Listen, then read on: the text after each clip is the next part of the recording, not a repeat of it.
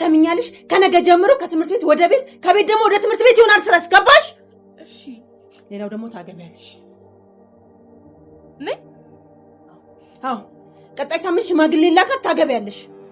ጆሮዬ ነው። አትጣደፊ፣ ግድ የለም ቀስ ብሎ ይደርሳል። ቁጭ በይና እንጨዋወት እስቲ። እኔ እናንተ እንደዚህ በቀላሉ አንለያይም። በጋብቻው ደግሞ እንደተስማማች ሰምቻለሁ። መቼ የሚሆን ነገር አለም? እሺ መቼም። ስለዚህ ስነ ስርዓትሽን ይዘሽ አርፈሽ ተቀመጭ። እንዴ ነብዩ፣ ስለ ጋብቻው አውቃል እንዴ? እኔ እኮ አንለያይም ወይ ብዬ ስልክ በጓደኝነት እንጂ በሌላ ነገር አስቤ አይደለም። ልጅቷ እንደሆነች አልመጣም ብላ በቴክስት ተናግራለች። እስከምትመጣ መጠበቅ ነው። የምን ያዙ ልቀቁኝ ማለት ነው? እንዴት ሆነሽ እኮ ብዬ ላይሽ ነው የመጣሁት። ምን ላከስሽ? ምንም ታግዜ ነገር የለም፣ እየጨረስኩ ነው። ያው ጋብቻውን እኔም ሙሉ በሙሉ ተቀብያለሁ። እርስዎ ባሉት ቀን ሁሉም ነገር ይሆናል። እሺም በዚህ ሰዓት ሰርግ ምናምን እያለን የተጨመላለቀ ነገር ውስጥ አንገባም አይደል? እንዴት ማለት? ልጄን በክብር ሽማግሌ ልኮ አይደለም እንደሚያገቧት? እሷና እናቷ መጀመሪያ ነበር አስወጪ ስልሽ ማስወጣት የነበረብሽ። አሁን ግን ነገሩ ሁሉ ተጣጥፏል። ግን ለዚህ ጉዳይ ነፍሴን እስከ መስጠት ድረስ ደርሳለሁ። ማድረግ ያለብኝን ነገር በሙሉ አደርጋለሁ። ይሄኔ ነው መሸሽ። አሁን መሸሽ እንዴ? እቺን የምታክል እንቦቅቅላ የሆነች ጽጌረዳ አበባ የሆነችን ልጅ ለአቶ መስፍን ለመዳን አስበዋል። እሰይ እሰይ! አሁን ነው ሀገር መልቀቅ እንዴ? ምን ጉድ ነው? እሺ እነሱ ሲያስቡ ዘርፌ መስማማቷ፣ የጽጌረዳ እናት መስማማቷ፣ ያንቺስ ከፋ። የምሬን ነው ከፋ። ኧረ ቆይ ልረጋጋ። እንዴት ናችሁ ውድ የጽጌረዳ ተከታታይ ድራማ ቤተሰቦች? አማን ናችሁ ወይ? ዛሬም አብረን ጽጌረዳ ሪቪው እናደርጋለን። እንዲሁም በቀጣይ ክፍል ምን ሊፈጠር ይችላል አንዳንድ ጉዳዮችን ጀባ እምላችሁ ይሆናል። የዛሬው ክፍል ግን እውነት ነው ያበሳጨኝ። በጣም ያበሳጨችኝ ዘርፌ ነች። ምንም ቢሆን ምንም ያህል ብትቸገር፣ ኢቭን ደግሞ አሁን ብዙ ነገር አሳልፋ እዚህ ደረጃ ያደረሰቻት ልጅ እዚህ ሰውዬ በፍጹም ምን አይነት እናት ናት ጋይስ? አትፍረዱ እንዳትሉ፣ ምን አይነት እናት ናት? አሁንም ጠይቃለሁ ጥያቄ እንዴ። ረሺ ነው የእውነት ሺ ነው። ዘርፌ ምን ሆነሽ ነው? ይሄ መሸጥ ማለት ነው። ልጅ መሸጥ ማለት ነው። ለገንዘብ ብለሽ መሸጥ። ኦልሬዲ እኮ ልጅቷ አድጋለች፣ ትምህርቷን እየተማረች ነው። ኮሌጅ ላይ ያለች ልጅ ነች። ከዚህ በኋላ ብዙም አታስቸግርም። እሷም ደግሞ እናቷን ላለማስቸገር ስትል አጋዥ ሆና እየሰራች ነው።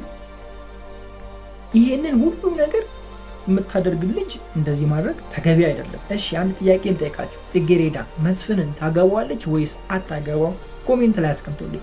የኔ ሀሳብ ግን በፍጹም አታገባውም፣ አይሳካላቸውም። በዚህ ሁኔታ ውስጥ ግን ከባድ የሆነ ቻሌንጅ በህይወታቸው ላይ ይመጣል። አንድ ነብዩና ጽጌረዳ ከቤት ሊባረሩ ይችላሉ፣ ተያይዘው ሊጠፉ ይችላሉ።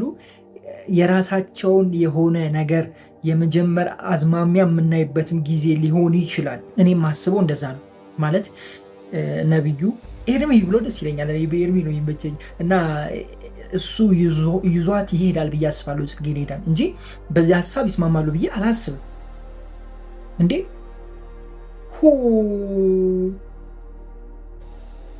መስከረም ሳይጠባ ጉዳይ ይሰማ የሆነ ተረት ብቻ ነበር።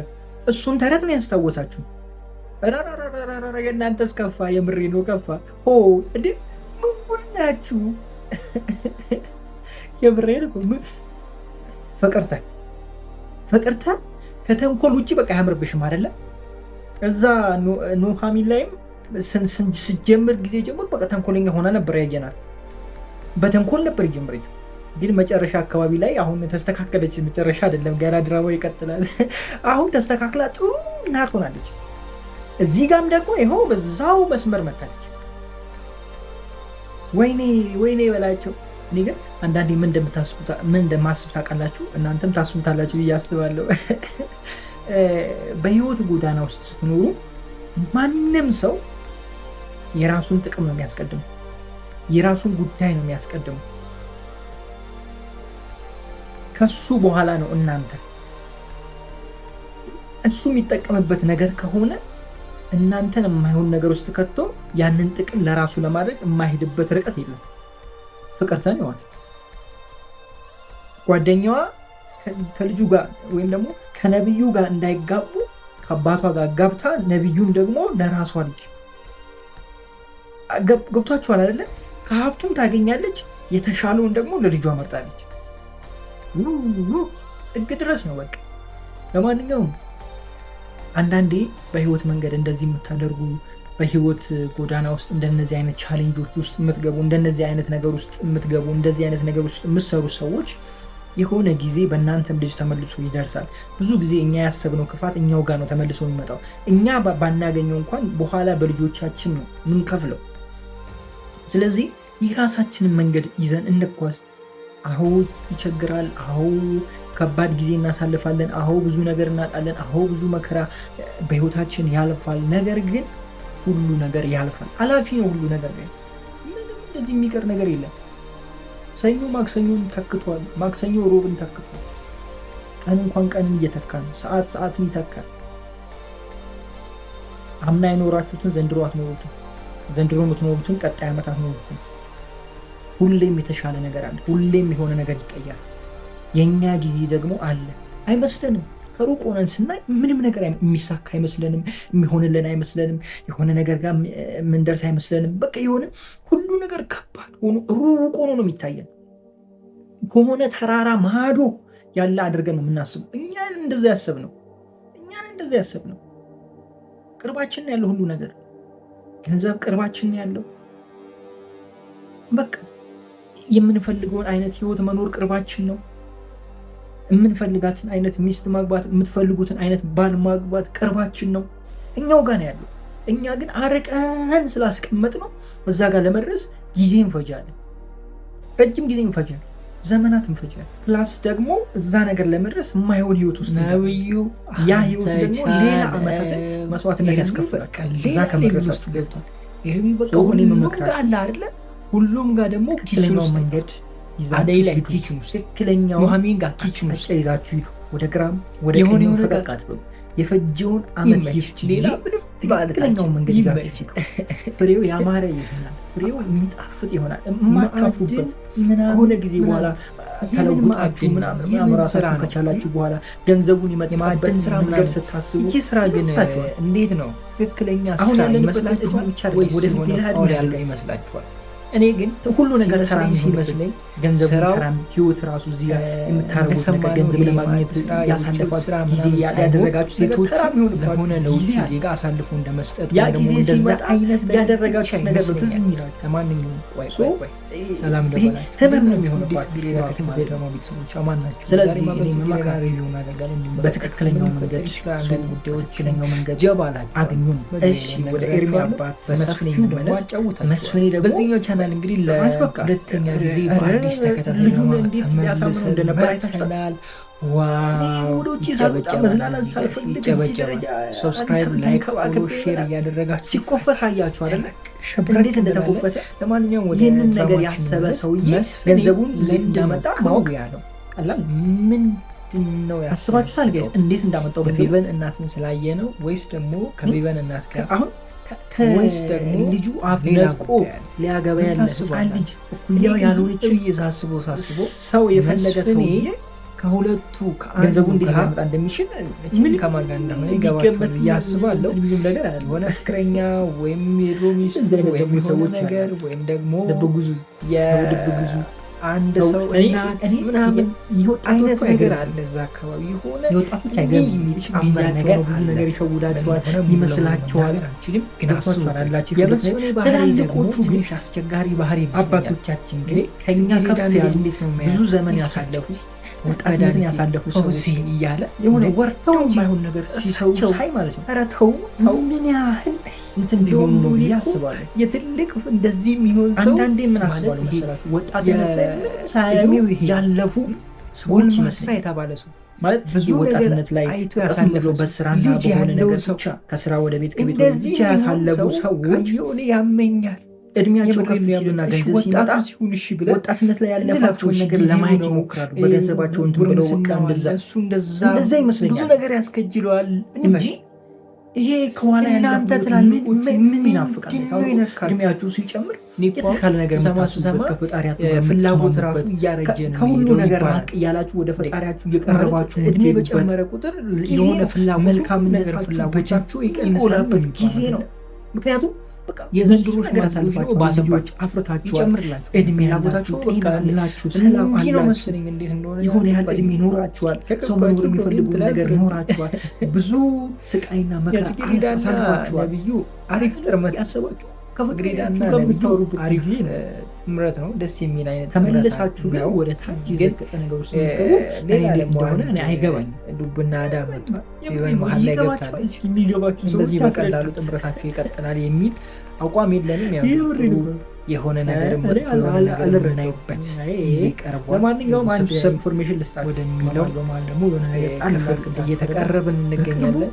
የምትወዷቸው ከዚህ በፊት ያያችሁ ደግሞ ከዚህ በፊት ሌሎች ተከታታይ ድራማ ላይ እየሰሩ እንዲሁም ደግሞ አዳዲስ ፊቶችን እዚህ ድራማ ላይ ከዛ አዳዲስ ነገር ይመጣል የምንሰኙ መካከል እኔም ልመጣ ጊዜ አይታወቅ ደርሷል። ይህን ብቻ አይደለም አዳዲስ ስላላችሁ ፊቶች ካያችሁ ግን እንዲሁም ደግሞ ከዚህ ቀደም የምታውቋቸው በጣም ግን ያላችሁ ሌሎች እሺ ወደ ምግብ ላይ ያወራሁት ጉዳይ ጽጌረዳና ነብዩ ፍቅራቸው እንዴት ይሆናል ማለት የህይወት መንገዳቸው እንዴት ይመጣል? መግቢያ ላይ አንድ ነገር አንስቼ ነበረ። ለማንኛውም በጣም ከበዛባቸው ጫና ከበዛባቸው ነብዩ ጽጌረዳን ይዟት ይሄዳል። ከቤት ይወጣሉ። መቼም ጽጌረዳም ከቤቷ ተደብቆ ይወጡና የሆነ ቤት ተከራይቶ የራሳቸውን አይነት ላይፍ የመጀመር አይነት ነገር የምናይበት ጊዜ ሊሆን ይችላል ብዬ ተናግሬያለሁ። እናንተ ኤአይ እንኳን ያገኛል ይሄን ነገር ታውቃላችሁ።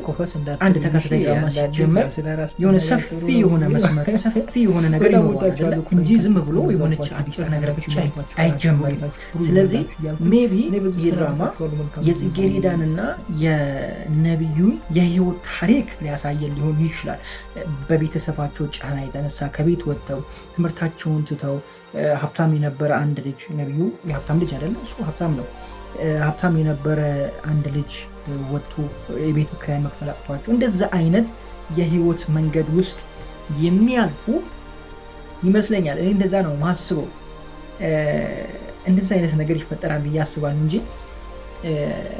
ሁለቱ ይጋባሉ ብዬ አላስብም በፍጹም። እንደዛ ካደረጋችሁማ እኔ ጨለልኩ። ኢቭን ይህን ድራማ ሪቪው ማድረግ አቆማለሁ። በቃ ከት ነው ማድረገው። ከት ለካ ቆረጠው ቆራርጠው 6 ቦታ ነው አንድ ድራማ ቆራርጠው እንዴ! ብዙ ነገር ነው የሚፈጠረው። ምን ሆናችሁ ነው እናንተ? ቀልዳላችሁ እንዴ? ለማንኛውም ምን ነው አስረዘምከው ዛሬ ሪቪውን የምትሉ ሰዎች ከዚህ በኋላ እንደዚህ እያደረኩ ረዘም ሰፋ ወደዚህም ወደ ግራም እያደረኩ ነው የምንሄደው። እሺ፣ ምክንያቱም አንዳንድ ነገሮች አፕዴት እየተደረጉ ስለሆነ ራሳችንን ወይም ደግሞ የራሳችንን ሴፍቲ ለመጠበቅ እንዲሁም ደግሞ የእኛን ቻናል ለመጠበቅ እንደነዚህ አይነት ነገሮችን እንከተላለን ማለት ነው። ስለዚህ ሰፋ ብለን 20 ደቂቃ ምናምን ከኔ ጋር አብረን ሸብረቅ እንላለን። ከሰለችኋችሁም ደግሞ ምንም ችግር የለውም፣ እኔ ወዳችኋለሁ። ከሰለችኋችሁም ስክሮል አድርጎኝ ችግር የለም። ወይኔ ዛሬ የሆነ ቅብጥ አድርጎኛል፣ ለምን እንደሆነ አላውቅም። ግን ደግሞ ተመሳጭቻለሁ፣ በጽጌረዳ በጣም ተመሳጭቻለሁ። በልጅቷ አይደለም፣ እሺ በልጅቷ አይደለም፣ በእናቷ በዘርፌ እንዴ። እስቲ ቆይ እሺ ጋይስ፣ እንደ ዘርፌ አይነት እናት ታውቃላችሁ? እናት ምንም ያህል ለፍታ ብታሳድጋት ለልጇ ትሳሳለች። ከእንደዚህ ከከረከሰ አይነት ሽማግሌ ጋር መቼም አታጋባም። መቼም እኔም ማውቃት እናት ምዘነች። እናንተ እንደ ዘርፌ አይነት እናት ታውቃላችሁ? እሺ አንድ ነገር ልስጣችሁ። አንድ ነገር የዘርፌ ሌላ ልጅ ቢኖር ከጽጌረዳ ውጪ ሌላ የጽጌረዳ ታናሽ ኖራ ታማ ለማሳከም አቅም አጥተው ገብቷቸዋል። ለማሳከም አቅም አጥተው የሚገቡበት አጥተው በቃ በሞትና በህይወት መካከል ያለችን ልጅ ለማዳን ቢሆን እሺ ለክፉ አይሰጥም። ሰው ሲጨንቀው ብዙ ነገር ያደርጋል። ይሄ እኮ ተራ ነገር ላይ ነው። በቃ አሁን ልጅቷ እኮ በቃ ራሷን ችላለች እኮ ጋይስ፣ ከዚህ በኋላ ራሷን ችላለች። ኢቭን እየሰራች እናቷን ለማገዝ እየሞከረች ነው። ለዚህ ጉዳይ ብቻ እንደዚህ አይነት ውሳኔ አይወሰንም ነው የኔ ጥያቄ። ለማንኛውም በቀጣይ ክፍል በደንብ ጎላ ሰፋ አድርገን ሪቪው እናደርገዋለን። ለዚህ ቻናል አዲስ ከሆናችሁ ሰብስክራይብ በማድረግ የደወል ምልክቱን አብሩ። በጣም ነው የምወዳችሁ። ክፉ አይንካችሁ፣ ክፉ እንደወንዙ አልፏችሁ፣ ይሳካላችሁ፣ ይመርባችሁ፣ ቀናችሁን ብሩ፣ ሌሊታችሁን ብሩ ይሆንላችሁ እያልኩኝ እኔ በዚህ ተሰናበትኳችሁ። እቺ የማዕድን ስራ የምትባለዋ ነገር ግን እኔ አልጣፈጠች ነኝ። የማዕድን ስራ አይደለም፣ ሴቶቹን ለሆነ አላማ ማዋል ነው። አላማው እንደዛ ይመስለኛል። የሆነ የሚያሰሯቸው ነገሮች ይኖራሉ ብዬ ነው የማስበው። ላይክ ለምሳሌ ውጭ ዜጋ ምናምን የሚል ነገር አንስተዋል። ስለዚህ ለውጭ ዜጎች ምናምን አይነት አብረው እንትን እንዲሉ ገብቷችኋል። በቃ ብዙ ነገር ውስጥ አንገባ ጥሩ ነው። እንደዛ አይነት ነገር ነው እኔ የገባኝና የተረዳሁት። ለምን እንደዚህ እንደሆነ ለምን እንደዚህ እንዳሰብኩ ልንገራችሁ። ጽጌረዳን ይሄንን ስራ እንድትሰራ ጠየቋት። እንደገና ደግሞ $1000 እንደሚከፈላት ነገሯት።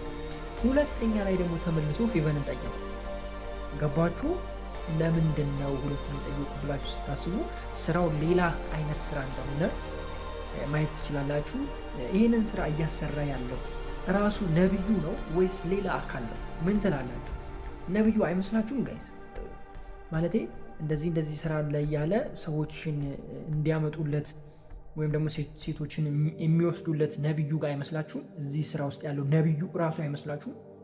እኔ እንደዛ አይነት ነገር ነው የተሰማኝ። እስኪ የእናንተን ሀሳብ ኮሜንት ላይ አስቀምጡልኝ። መግቢያ ላይ ብያችኋለሁ፣ ነብዩ በቃ ባህሪው አንድ ነው። እኔ ብዙ ተከታታይ ድራማ ላይ ብዙ ሰዎች ተደጋግመው ታያላችሁ። አንድ ድራማ የሚሰሩ ልጆች ሌላ ድራማ ላይ 3-4 ድራማ ላይ ልታዩዋቸው ትችላላችሁ። ባህሪያቸው ይቀያየራል። እዛ ጋር የነበረው ሌላ፣ እዚህ ጋር የነበረው ሌላ ሆኖ ነው የሚሰሩት። ማለት ሌላ ገጸ ባህሪ ነው የሚላበሱት። ብዙ ጊዜ አይታችሁ ከሆነ በቃ የተለያየ ነው። እዛ ጋር ጥሩ ሆኖ የነበረ ሰው እዚህ ጋር መጥፎ ሆኖ ሊሰራ ይችላል። ኤርሚን ግን ስታዩት እዛ ጋር ስም ብቻ ነው የሚቀየሩ። ኑሐሚን ላይ ኤርሚ ነበረ፣ እዚህ ጋር ነብዩ ሆነ። ስም ብቻ ነው የተቀየሩ። እዛ ጋርም ፈጅ ነው፣ እዚህ ጋርም ፈጅ ነው። ያንተስ ከፋ ኤርሚዬ፣ ነብዩ ከፋ። ምን ይሻልሃል? ምን ይሻልሃል? ደግሞ እኮ ችግሩ የሚወዳቸው እኮ ሴቶች ደግሞ በቃ ጥሩ የዋው ላይ ነው የሚጥል። እንዴ ጽጌረዳ ከቀየረች በጣም ጥሩ ነው። ጽጌረዳ ደስ የምትል ቀለል ያለች አይነት ልጅ ነች። የሆነ ምን ብዬ ልንገራችሁ፣ አይዶሞ ለድራማው ይሁን ወይም ባህሪዋ ይሁን የሆነ ቅልል ያለች የዋ መልካም ትሁት አይነት ሰው ነው እኔ ያየሁት። ለመጀመሪያ ጊዜ ይህን ድራማ ሪቪው የማደርገው አይ ቲንክ አሁን ሁለተኛ ሪቪው እያደረጉ ሰው እነዛ ተሰምቶኛል። ከዛ በዘለለ አቶ መስፍኔ ደንግጦ ነበረ ድራማውን ተቋረጠው። ምንድን ነው የሚያገናኛቸው? ለምንድን ነው የደነገጠውስ? ምንድን ነው ነገሩ? ሚስቱ ነበረች ወይስ ደግሞ ከሚስቱ ውጭ ነበረች ወይስ ደግሞ ጊዜያዊው ነበረች ወይስ ደግሞ ይሄ ምንድን ነው የልጁ እናት ነች ምናምን? እንደዛ አይነት ነገር እንዳለ አይሰማችሁ? እኔ እንደዛ አይነት ነገር እንዳለ ፊልም ማድረግ ሲያል ይሁን እንደዛ አይነት ነገር እንዳለ ተሰምቶኛል። ለምን እንደሆነ ባላቅም። ከዛ በዘለለ ጽጌረዳ ተከታታይ ድራማ ጥሩ ድራማ ሆኖ ይቀጥላል ብዬ አስባለሁ። ማለት የሆነ ገና መጀመሩ ነው። ክፍል 11 የተለቀቀው አይደለ? ኔክስት 12 የሚለቀቀው ገና ነው። ተከታታይ ድራማ ሲጀምር አካባቢ ብዙ ላይሆን ይችላል፣ ግን ክፍሉ ከፍ እያለ ሲሄድ በጣም ደስ የሚልና ሳቢ የሆነ ይቀጥላል እና የተሻለ ነገር ታዩበታላችሁ ብዬ አስባለሁ። ምክንያቱም አዲስ ተከታይ ድራማ ሲጀመር ያው ኢንካሙ ስለሚያስፈልግ ኢንካሙ እየመጣ ሲሄድ ሁሉ ነገር እየተሻሻለ ይመጣል። ሌላ ሰዎች እየተጨመሩ ይመጣሉ። በነገራችን ላይ በቅርቡ አዳዲስ ፊቶችን ታያላችሁ። ከዚህ በፊት የምታውቋቸው እንዲሁም የማታውቋቸው ሰዎች በቅርቡ ይጨመራሉ እና ጥሩ የምትወዱት የሚመቻችሁ ጸዴ ድራማ ሆኖ ጽጌረዳ እንደ ስሙ ጽጌረዳ ሆኖ ይቀጥላል።